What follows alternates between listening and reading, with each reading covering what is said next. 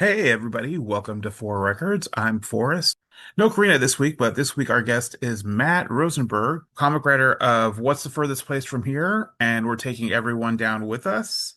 He has a new comic book coming out called If Destruction Be Our Lot, and he is also taking over writing duties on Spawn and King Spawn. This is a fun conversation. Here are Matt's four records.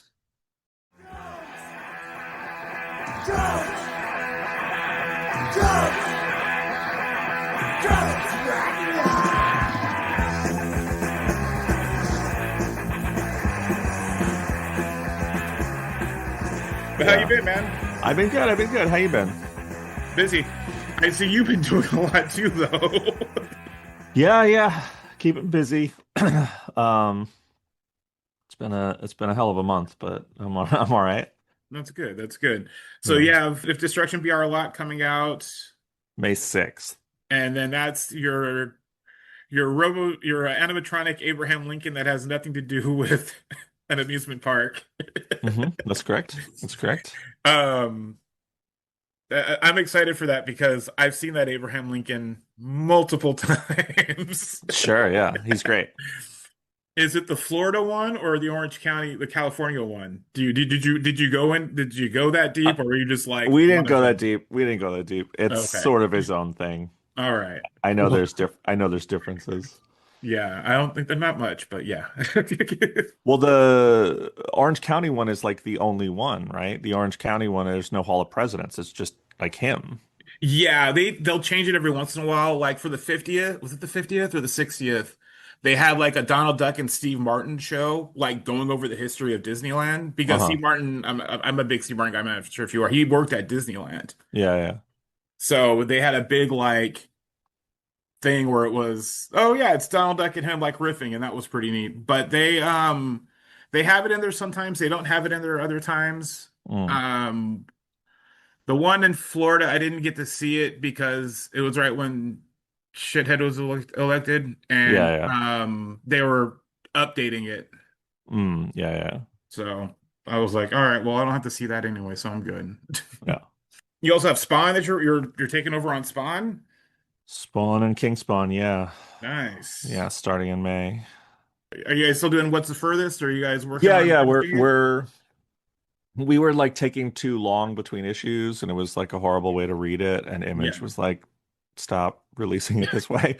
Um they're like just finish it. So we're finishing it. So we're just finishing issues and putting them, you know, waiting till they're all done to put them out. So, That's yes, we are awesome. working on it. I have to write it today, in fact, when we get Oh. off of here. But okay, so let's dig into your records though. Yeah. What was your thought process in selecting these records? You know, I was trying to think of records that were really the things that stood out to me in that era of my life that were kind of the most I don't know, I guess I don't want to say like defining records, but like when I think of that era, I think of music and those were the records that sort of popped in Hmm. for first, if that Okay. makes sense. Yeah. Awesome.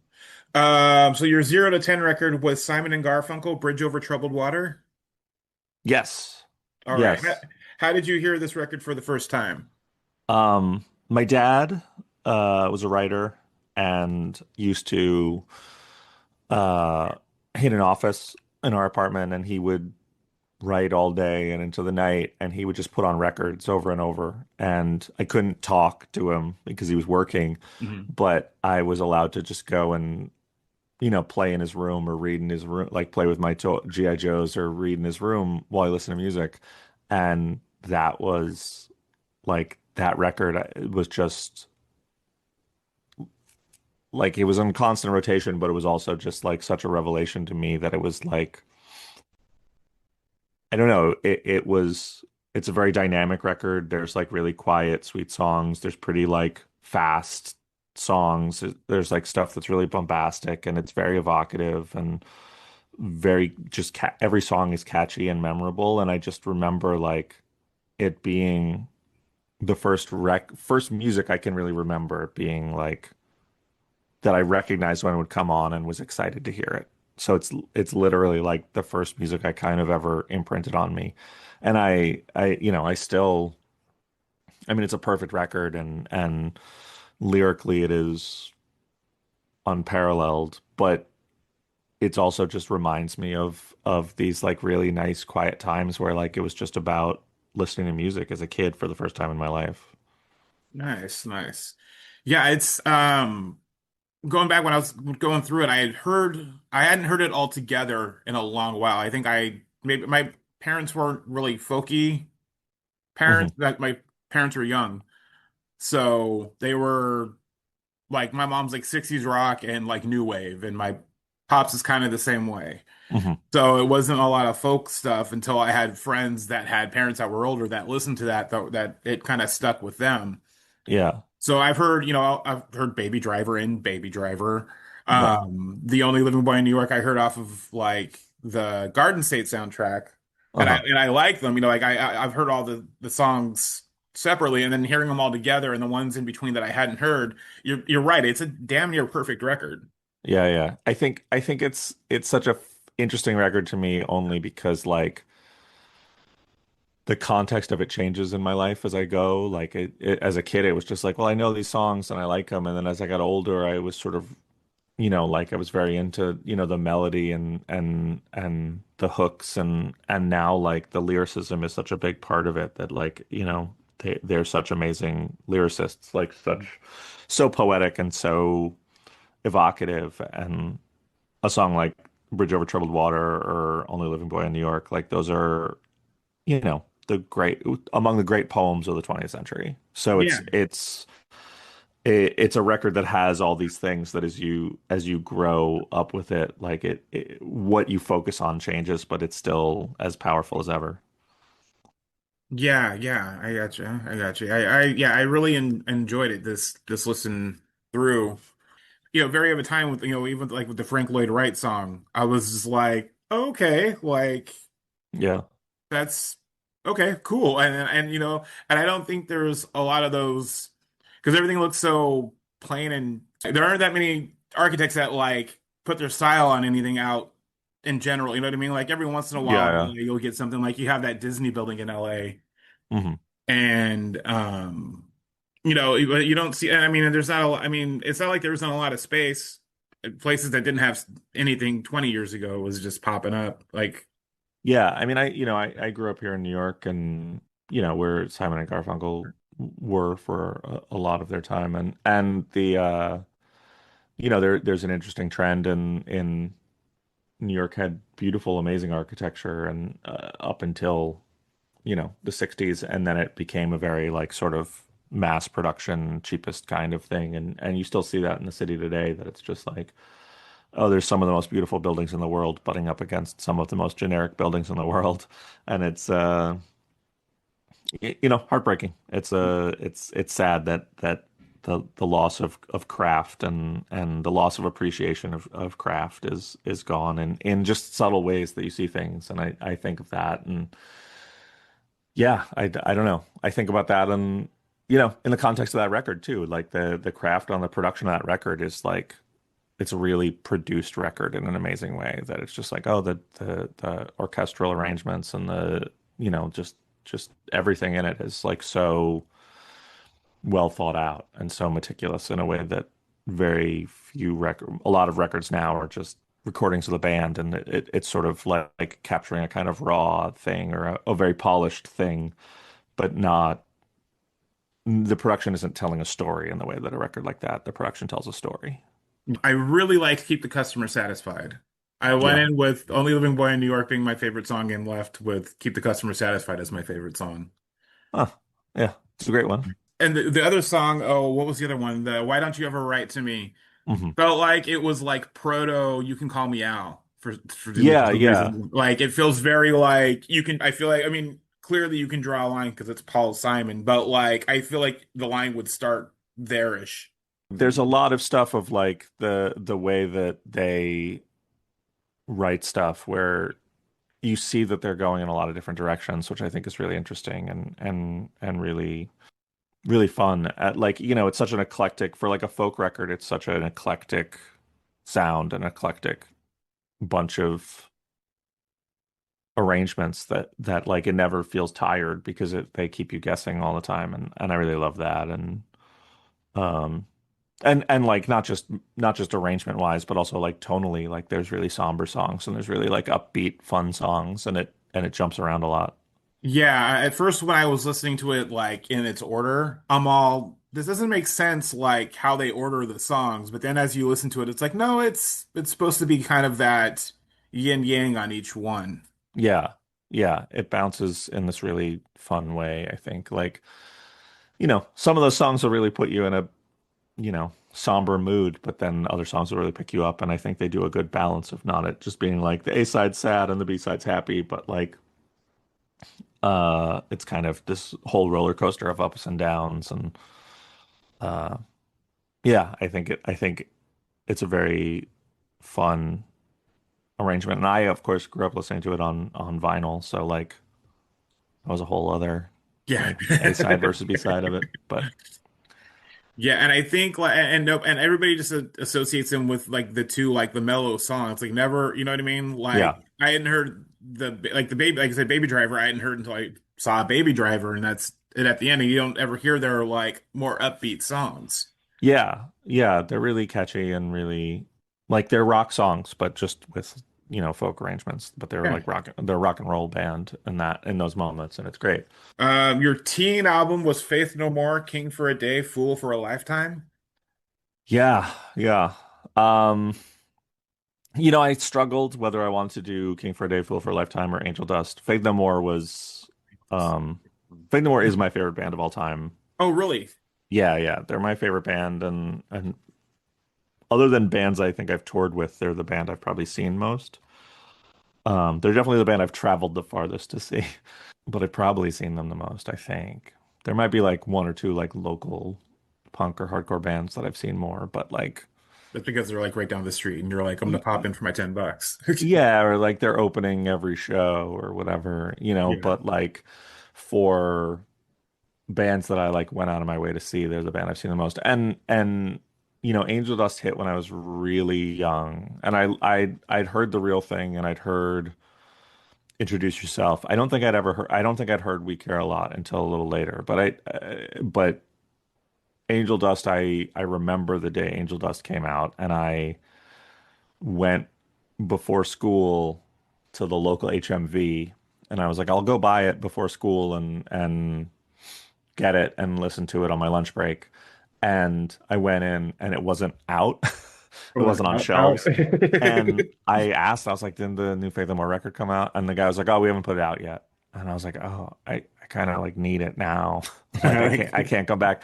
And the guy who worked there, who's probably like, 16 or so, like, not 16, but probably like 19-year-old kid, was like, if you want to stock the display, I'll sell you one. you can put it out. And so like I had to cut open boxes, and like they had a stand, and so I had to like fill the stand and like put on the new release wall and make room and all this stuff. And then he didn't even give it to me for free after that. I still had to buy it, but I bought the tape, and I walked to school. I think the HMV was like 6 blocks from my school, and I remember listening to the first song, listening to Atlanta Sunshine, and I was like, oh, I can't go into school. I have to listen to this whole record. And I skipped the first half of the school day and just went to the park and listened to the record. So like Angel Dust is super important to me. And maybe it's a record I like better. I don't know. But King for a Day, when King for it, like Angel Dust is the thing that made me fall in love with music, where I was just like, oh, this is what I want to do. This is all I care about. And Angel Dust is an amazing record, and it's very eclectic and very strange. But King for a Day is the record where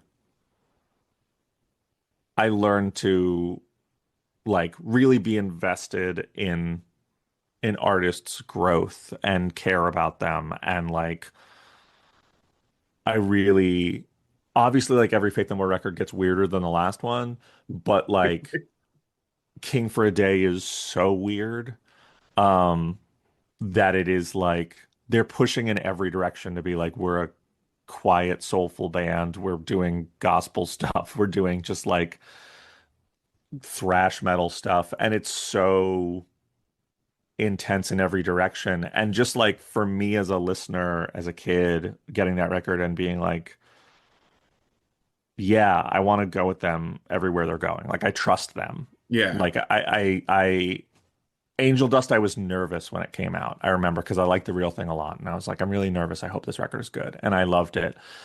And then I wasn't nervous at all when King for a Day came out, where I was just like, I trust these people to make art that I care about and that like they're going to take me on a journey. And I really like that's sort of an important I picked it because I think that is like how I want to always embrace art and approach art is like from a place of like hoping that it takes you on a journey, that it's fearless, that it's challenging, that like you come away different.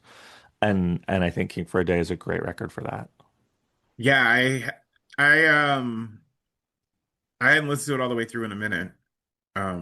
But yeah, it was so fuck, it's so good. Yeah. Are you a Bungle fan too, or just I am not as much, but like yeah, I'm a big Bungle fan. yeah, Um, I dated a girl who was wearing a California shirt and I had never heard Mr. Bungle before. I think I'd uh-huh. heard the name, but I never heard them. Hmm. And she kept saying Mike Patton, and I thought she meant Mike Park from Lincoln Amazing Park. Man. Oh yeah, yeah. And I'm all like, "Ah, I fucking like Lincoln Park. And she's like, why do you keep saying you don't like Lincoln Park when I talk about Mike Patton? Mm, And I'm all, isn't that the guy from Lincoln Park? And she goes, no, it's the guy from Mr. Bungle and Faith No More. And I'm like, oh, well, I like them. yeah. I like Faith No More.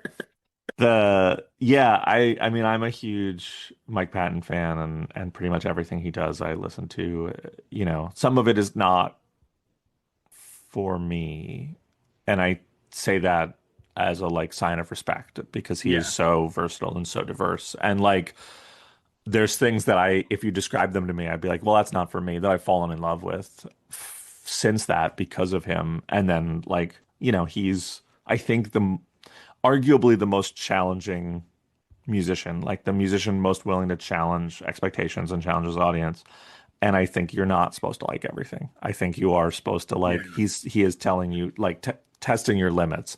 And and it goes from like, big band orchestral Italian operatic things to like just pure thrash metal to like just noise and like free jazz and and like I go see all of it and like hip hop stuff and I go see all of it and I go listen to all of it and I'm just always like yeah, it's always an experience, but Faith No More is like the core of that for me of just like Faith No More is the root of what Mike Patton has become of like being like, well, there's no genre off limits. There's no idea that is too weird to try. And yeah, and I just remember also like when Angel Dust came out, I was a little kid. And so like the ideas of culture, subculture weren't mhm, really ingrained in me. And by the time King for a Day came out, I was like into hardcore and was like straight edge. And I might have been straight edge when Angel. No, I wasn't straight edge when Angel Dust came out, but I was straight edge when King for a Day came out. And I remember going to see them and like Xing up on my hands and being like, look, they're not a hardcore band, but like I do that. I go to shows and I wear yeah, X's on my hands and whatever. And I remember, um, I think they opened with Get Out, at one of the shows. mhm, And I remember, like I'm up close. I wasn't in the front, but I was pretty close. And I remember like singing along and pointing and having X on my hands and then like looking around and seeing like a ton of other X'd up kids like in the crowd nice, and being like, oh, there's a lot of straight edge kids here. Like this isn't hardcore. This isn't that, but that's what Faith No More does. That I was like, there's full on like long hair, leather jacket, denim jacket, metalheads. There are like straight edge hardcore kids. There are like alternative rock, like dudes in, like whatever the big alternative rock bands of the moment. Like you'd see Superchunk shirts and fucking Deicide shirts and yeah, Gorilla Biscuit shirts. And I just always was like, that's awesome that it's just like, and like, Metallica shirts and everything in between, that it was just like they are bringing in people who just don't care about Yeah. like this what culture Playlist. they're in. Yeah, like Yeah. that's like Fishbone. Fishbone is the same way. Yeah, yeah.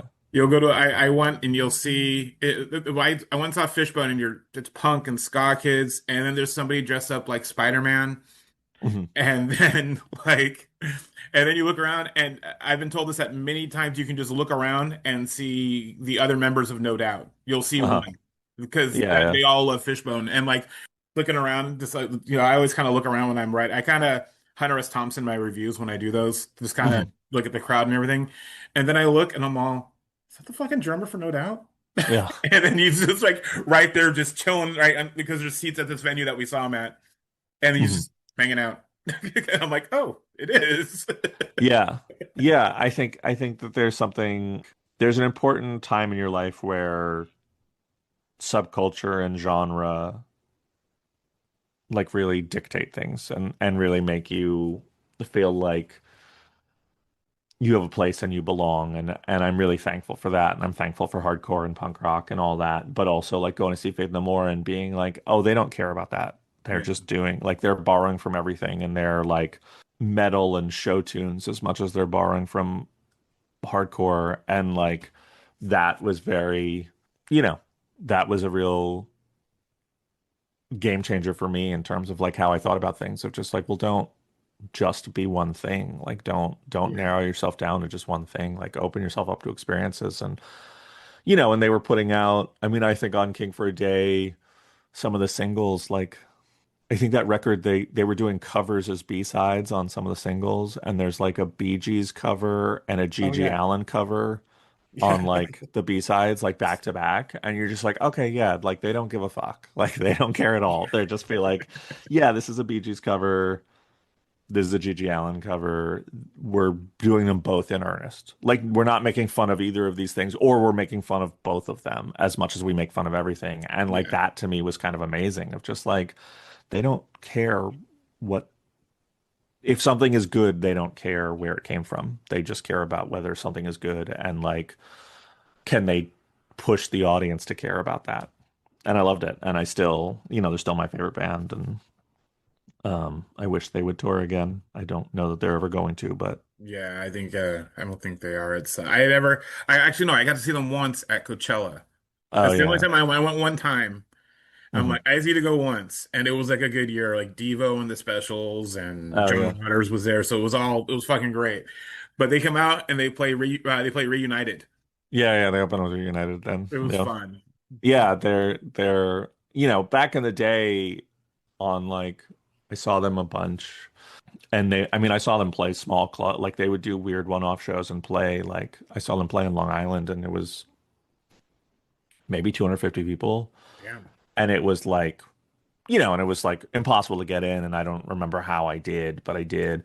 But they um were as furious and like intense a band as I've ever seen. Like just incredibly tight, incredibly gifted musicians, but just like brutal set of just like intensity and just like screaming and play like thrashing on the stage and just awesome, awesome live. And then I've seen them play, arenas and you're just like, yeah, they're really captivating live, but like they don't they're great musicians across the board and great and write great songs, but also just like they leave it all on stage always and they were just like the best live band I've ever seen, bar none, like unequaled live band. Is that Roddy Bottom's book out yet? Because Yes, yeah, it came is. out a Okay, couple months cool. ago. Yeah. Okay, I keep seeing it. And I don't know. I always get things a little. Sometimes I get things early, so I don't know what's out or not. Yeah, So yeah. I was like, "Is that book out yet?" Yeah, I was so bummed because he signed in New York and I was like, oh, I'm gonna go. And then I had to be in LA for meetings. And then I had to go back to LA a couple months later and he signed in LA the day after I left. So I was in New York. I was in LA when he signed in New York, and I'd just been in LA when he signed in LA, and I was back in New York, and I was just like, God damn it, I can't. There's not a lot of people I'd go to a book signing for, but Roddy is definitely one that I want to do. Your album in your 20s was Avail over the James. Yes. Um, Avail was probably, as a teenager, Avail was probably my favorite punk band, Okay. favorite hardcore band. The jury's out on whether they're a punk band or a hardcore band. I always thought of them as It could go either way on that a, album.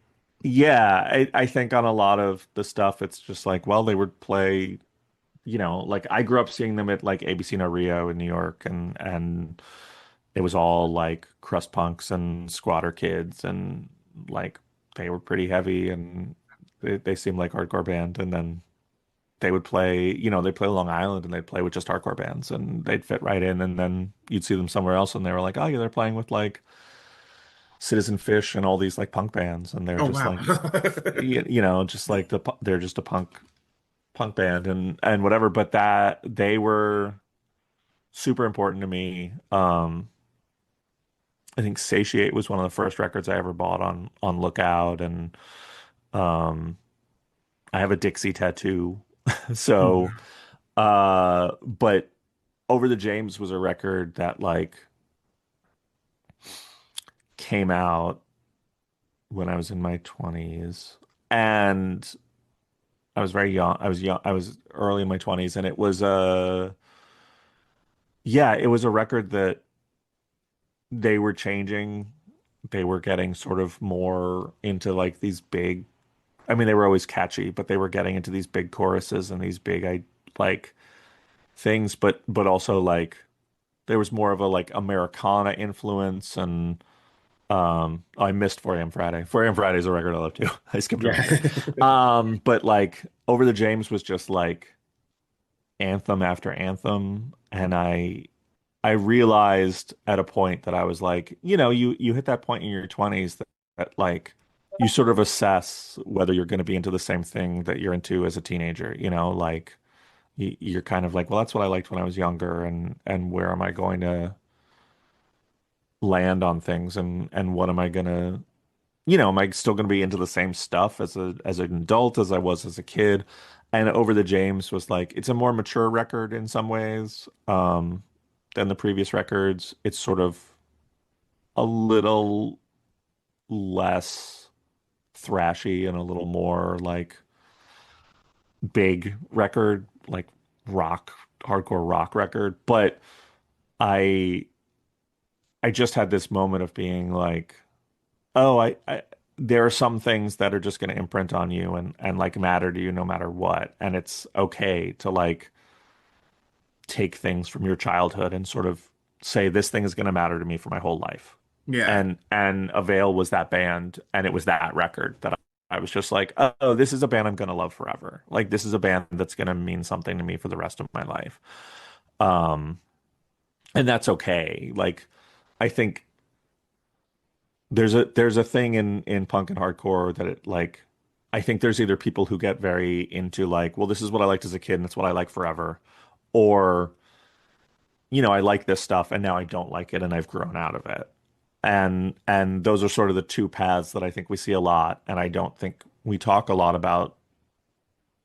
I mean, we do, but just this idea that like there are things that really you're going to pick and choose things that are the core to who you are as a person. And Avail putting out this record where they'd grown and evolved and were a little more musical and a little more changing their style a little bit. Um, and I was like, okay, they're growing and evolving and I'm growing and evolving, but like it's still this thing that I love, and it still speaks to me and still matters. And like I was like, I think I'm gonna be like a 70-year-old dude and still be like, yeah, Avail's like one of the greatest bands ever. Yeah. Um, And so that record meant a lot to me at that point. Yeah, it was fun. I think maybe we had a punk show, like a TV show on our public access out here that showed punk videos outside of the Punkorama one. Did you guys get the Punkorama show out your way? Yeah. So they Epitaph on our local like station had Hmm. a show, and it would have punk rock videos like every Saturday night. Yeah, yeah. And there was one called ROV, and that was a little bit more Orange County based. So you'd get all Hmm. your Orange County ska bands, and every once in a while you'd get like a Blink 182 video because they were, just down San Diego. Yeah. And so, I think they popped up on there because there was that one, and there was then there was eventually another one afterwards that was a little bit more interviewee, Hmm. and it wasn't just straight videos. Like it was like a half hour of straight videos on the Punkorama show, and then I forgot what the other show was called, but like you would see Jack from TSOL on there, and you would, Hmm. it would be a little bit of both. It was a little more interviewee. I think that's the first place I saw Midtown Oh was yeah. on that show. Oh cool. Did you guys have anything like that out your way? That Uh, not. Um. Yeah, I mean, I guess there was a little bit. They weren't particularly popular, but there was a couple public access shows that did stuff like that. But it wasn't certainly like a cultural thing. Yeah. Um, but yeah, I mean, Avail, Richmond is 5.5 hours from New York, so they were up here a lot, and they would play ABC No Rio, and they played this club called Wetlands a lot, which was like a hippie club. Hmm. Um, I think one of the guys from The Dead was a partial owner, and it was like this hippie club that was like laid out really shitty, Hmm. and it was sort of sideways. So like you'd walk They're in and like the right stage here. you'd walk in and the stage was like to the right, and then the room was like it wasn't the length of the building, it was like the width of the building. So everyone would like they had a capacity. They also did this amazing thing. They had a downstairs that had like a lounge and stuff. Okay. And so their legal capacity was like for the whole building, but actually only like you could only see the stage from about a quarter of the building. So they would sell 250 tickets because 250 people could fit in there, but actually like it was the most crowded, and it was called Wetlands, and everyone called it Sweatlands because they would just have hardcore shows where you would just be like, yeah, it's easily 120 degrees in here, and just Yeah. like you're shoulder to shoulder, you can't get out. Like they used to have bands where they'd have to like pass all the amps and gear overhead because there was no way to load in and out and stuff. So Um, like the crowd just like picking up and like moving things to the back type of thing? Yeah, yeah. And Okay. like bands wouldn't want to sell merch inside because like there was so much sweat and moisture in the air that like everything would get ruined and stink. Oh They were just like, God. yeah, our records get ruined and our shirts get like mildewy. And so bands would sell merch outside on really in like the summer they would sell merch on the sidewalk. And Avail played there like every 3 months, and I probably went to every show, and they were just sweaty, furious, amazing band. And yeah, it was like such a big thing. Like I think it was the first place I ever stage dove, was at an Avail show. And like I got an Avail tattoo when I was like 16, and they were just such a like formulative thing. And so this record where I was like, yeah, I'm basically a grown up now. I'm basically an adult, and I love this as much as I did 6 years ago was a major thing for me, for sure. Do you still go back to that Avail record, or is it Yeah. Yeah. I mean, they just did a reunion dates not that long ago, a couple years ago, 3 years ago. Mhm. And I mean, I listened to it anyway, but like they did some reunion shows and they were awesome. It was like, trying to remember who else played Avail and Angel Dust and Soul Glow. I I feel want to like see one of Solo so bad. Yeah, Soul Glow is awesome. And so it was awesome because it was like I love Angel Dust and I love Soul Glow, and it was just like, oh yeah, these are like some of the most fun young hardcore bands like Yeah. opening for Avail and going on this tour, and like it was cool to see Avail, but like leaning into that, but also yeah, I mean I listen to those records a lot. I think that um I love Satiate, and I think it's a an amazing record. It is like the recording and the production is very of its time, and like I was like if I didn't love this record deeply, I think it would be like sort of a hard record for me to listen to. Mhm. Like I don't think I could play it to people who'd never heard it and have the same effect that it did on me as a kid. And like but I was like Dixie's a great record, 4 a.m.'s a great record, but like Over the James is a record that I'm like, oh yeah, you can play this for people. And I think they're all awesome records, but like so much of them are like tied to things for me that are like very specific, and so I don't have context for it. But Over the James feels just very much like an a record of adulthood and a record of just like hardcore growing up and like what do we do with ourselves as like grown-ups in hardcore. So Mhm. yeah, I listen to that record probably the most of all of them. That's awesome. That's awesome. Oh, go And ahead. there's Sorry. records they have two records after that too, which I also listen to. Are they kind of the same, or did they kind of go back to form on one of them? Um, they're kind of the same as Over the James. One of them I think one of them didn't ever hit for me as hard, and I think didn't hit for them as hard. I feel like they kind of were like not as into it. I could be wrong, but like they don't ever play those songs live. They didn't play those songs live like soon after that record came out and like on the reunion stuff that they did, like they didn't play a single song off those records that I saw them I think 4 nights and they didn't play any songs off those records. Mhm. Um and so one of them I'm like, yeah, I don't listen to that one that much and whatever. But then their last record is great. And yeah, I think it follows like a natural it's not the leap that 4 a.m. Friday is to Over the James, but it is like a bit of an evolution, yeah. Okay. Nice, nice. So your recent record Uh-huh. was Skinhead. Uh-huh. Everything was beautiful and nothing hurt. Yes. I really like this record. I think you put something up at the end of the year for their latest one.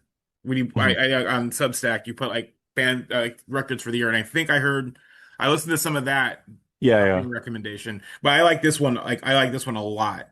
Yeah, yeah. It's a great record. Yeah, Skinhead is a sketch. It sounds like a sketchy band to talk about. It's a sketchy Yeah. band to wear the shirt of. My girlfriend gets real bummed when I wear my Skinhead t-shirt out. I totally understand why.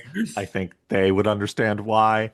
Um, yeah, I mean, I think it's when you get older, um, it's I mean, this is not like a theory of mine. This is like backed up by brain chemistry and science, but like it's hard to make those connections to records as you get Mhm. older. Like the things that you liked in your teens and 20s and late 20s and maybe or early 30s are like not even early 30s, but like teens and 20s, like those things are formulative for you. They are impactful. And so finding those records later, finding those things that like hit you and make you feel the same way is very rare. And it's very hard to find things to cut through that and be, like there's a lot I listen to a lot of music and there's a lot of stuff I get excited about, but like to just be like, oh, I have to see this band. Like I have to, I want to go watch YouTube videos of this band play. I have to go like, I Yeah. have to go like, I have to go get all the 7 inches. Like I want to see everything about them. Like I want, like that's very rare as you get older for most people. Um, and Skinhead is that band for me. Like Skinhead is like those. They have a couple 7 inches and EPs that I loved and was just like, I don't know what the deal with this band is. Like I don't know anything about them.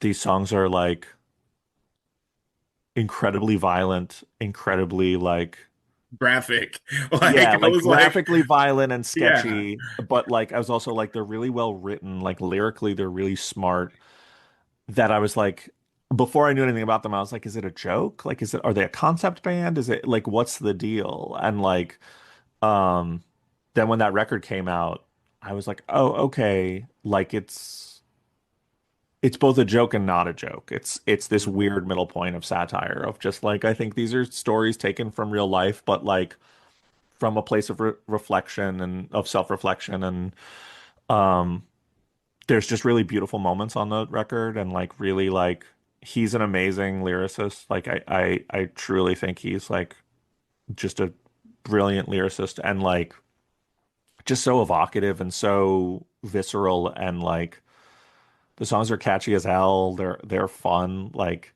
they're this weird mix of like just like tough guy hardcore sort of street punk oi and like there's just like kind of a pop punk undercurrent to them that's Yeah. like strange and weird and fun and like it's the kind of thing that I play for like my friends who are into hardcore and they're like, yeah, this fucking rules. And then I play it for like pop punk kids and they're like, yeah, this is like really fun. And you're like, yeah, Yeah. it's this weird crossover thing. And I don't know. I just love his storytelling. I love the like it's so evocative and so visceral and yeah, I just love that band. They're just like my favorite band playing right now. And they barely play. They're like a concept band. It's just a guy and then he plays live with his friends, but he plays every song, he plays every instrument on the record, writes it, records it with his Oh buddy. shit, really?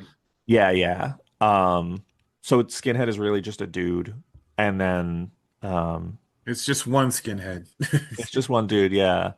Um And like, he was in bands that I've seen before. He was in a band that a friend of mine was in back in the day and stuff. And like, but yeah, I just love them. And like I don't want to like destroy the mystique of it. I think there's not a mystique to destroy, but like he did this really great interview on Hard Lore, which I really loved, where like he was just sort of talking about like where he is in his life and like how a lot of the record is sort of looking back and introspective on his life and but also like really funny and like it's great. I don't know. It reminds me of like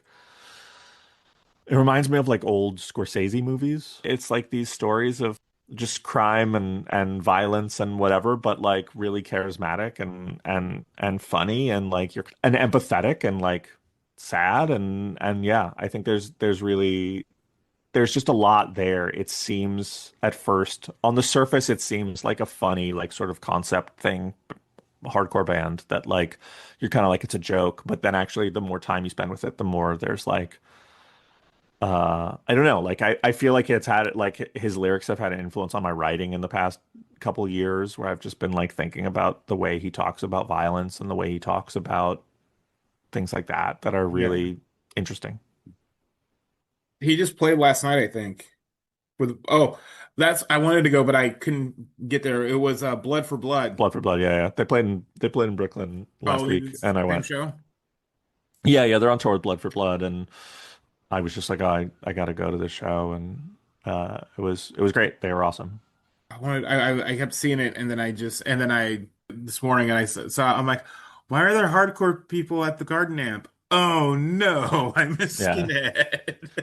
yeah, they were also like they were great live. They're like it's since it's just him, it's always like a rotating Yeah. cast of people in the band, and they're all like dudes from other bands. It's like dudes from Haywire and Twitching Tongues and Oh shit. So it's like Terror. It's yeah, they're like an all like when they play live, they're often like an all-star band. It's like it, dudes from other bands. And I think on the tour, I didn't really know exactly who all the guys on stage were. Like some of them I knew who they were, but some of them I didn't. But like if you watch videos of them when they're doing like one-offs and festival shows, like Mhm. at a lot of the shows they're like a seven piece. Like they're like a seven like they have like There's seven people in that band. yeah, they have like four guitarists a lot when they Okay. play, and like there are not four guitar parts like on the songs. There's like two usually, and or sometimes one, and so like it's just Yeah. like this intense like wall of sound of just like these dudes in other bands like playing, and it's just really fun. Like it's a fun, um, I don't know, it feels. It's easy to like sort of dismiss it as like, oh, it's a side project or like a concept band and whatever, but like I don't know. It feels really special to me. Like they just feel like a really important band, and I hope he keeps doing it for a long time because I really do love them a lot. Do you think you would have connected with this album at a younger age?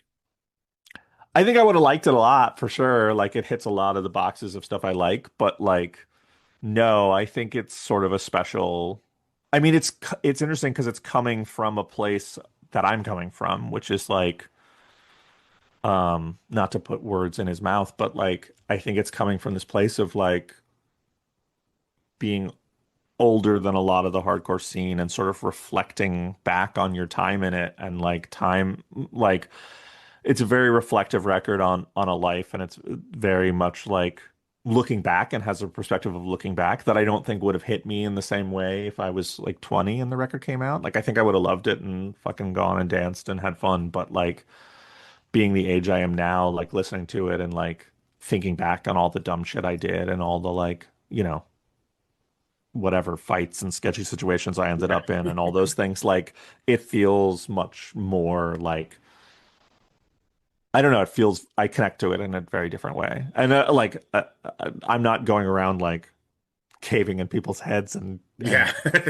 lighting people's beds on fire and pulling guns on people. Like I was never doing that, but like I did a lot of dumb shit, and and there's just a sort of connectivity to it that I really like, and in that way. Is there anything that when you try to listen to new music, does it like turn it anything that turns you off about new music? No. No. I think I don't I think when I was younger, everything was, when you're a teenager, when you're 20, like everything feels exciting. Hmm. So like there are bands that I liked when I was 20 that now I listen to and I'm like, this band sucks. Like, but they were exciting because it was new to me. And I think so much of as I get older, the thing I realize that so much of the way you relate to art is specific to who you are in that moment. Hmm. Um, and so I'm not dismissive of the fact that I liked some terrible fucking bands, that I have shirts for bands that suck and Yeah. had their poster. Like that's fine. Like you're supposed to. You're supposed to like stuff that sucks because it didn't suck to you then. It was cool and it was exciting um and now that I'm older, there's a lot of like, well, I've seen this before. I know what this is, and that's not dismissive of what the band is doing. It's dismissive of myself and my place in it. Like it's not going to have the same excitement to see like, you know, um I mean I think about like, like youth crew hardcore bands that it's like, well, there's youth crew hardcore bands now and I don't get that excited about them usually. Like there's some that I really like that band Start Today that's playing now in California. Like I think they're really fun. I like them. But I'm not like going to see every youth crew hardcore band that plays because when I was a kid, I would go see a ton of youth crew hardcore bands and I loved them and they were great. And I was really into going to see, like whatever Mouthpiece and 10 Yard Fight and bands like that and like just be really excited about those bands. But I think to people who are older than me, they were like, well, I lived through Bold and Judge and Gorilla Biscuits and Youth of Today and these Yeah. bands that I didn't see because I was too young. And like, so there's a generation that was dismissive of what came. And it doesn't mean that those bands weren't awesome. It's just that they were important to me at a time. And now I'm at a point where like not only do I understand the context of those bands and the bands that came before them, but I'm also just like, well, I don't need a reiteration of a reiteration of a reiteration. That doesn't mean that there shouldn't be that. I think it's really important that we keep making new things and that people discover them and get the sense of urgency from them. But like, I remember being 15 and really liking Faith No More and having an older metalhead dude I knew be like, yeah, they just rip off Black Sabbath a lot, which like one isn't really true and it's really reductive. But I was also like, yeah, but I don't give a shit about Black Sabbath. Like, Yeah. Black Sabbath doesn't mean anything to me. Like, why do I care if they rip off a thing that I don't listen to and don't care about? Like, they're doing something new with it. Like, that's always the point of taking pieces and recontextualizing it and building something new out of it. And that's fine and that's awesome. And I do applaud that. It just means that sometimes there's new bands where I'm like, well, I don't need this recontextualized because I have an older context for it.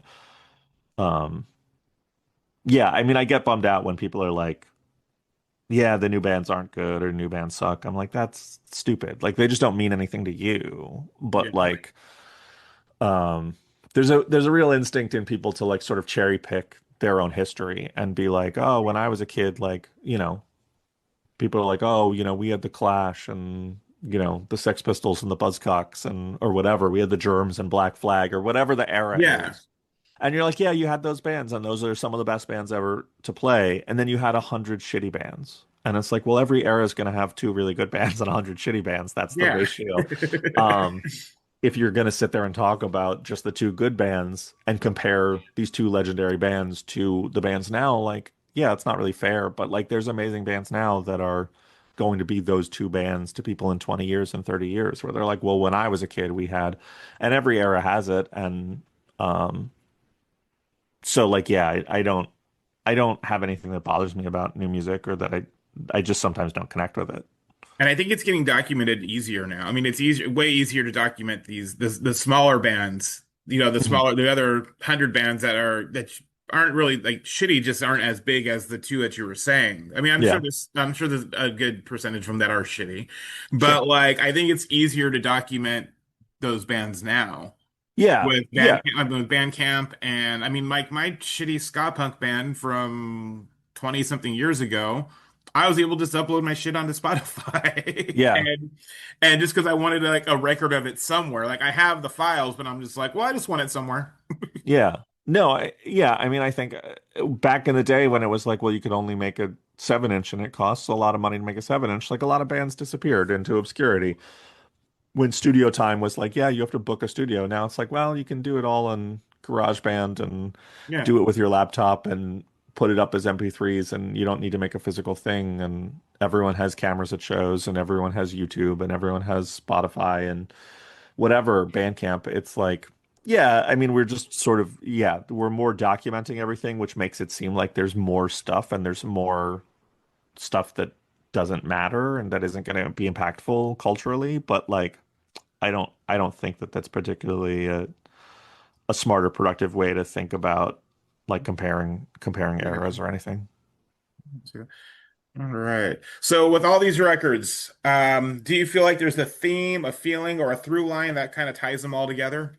I hadn't thought about that. Um, no, I mean, well, lyrically, I think they're all really good records, which sort of makes sense to me. But no, I think for a long time the theme is sort of evolution, that like Simon and Garfunkel are pushing what folk music can be, and Faith No More are pushing what sort of hard rock can be, or whatever genre you call them. Um, and Avail was pushing themselves and pushing boundaries of hardcore and punk and challenging themselves. And all those records are sort of evolutions for the bands. The Skinhead record sort of doesn't fit into that exactly, but it is, I mean, it is kind of an evolution of hardcore yeah, I in a think it way. is in some ways an evolution of hardcore, but I think in more ways than that, like I think more accurately, like the Skinhead record is sort of pushing. I guess I'd say that all of the records are sort of pushing, challenging me to like to care about them, to see how much they can change and care about them. And the Skinhead record is like challenging me to care as much about a band as I did when I was 15 or I did when I was 21 or whatever, and like take it back. And so I guess that's sort of a theme, is just like sort of being pushed and challenged to like care about them. But I no, I don't know that there's a theme per se, but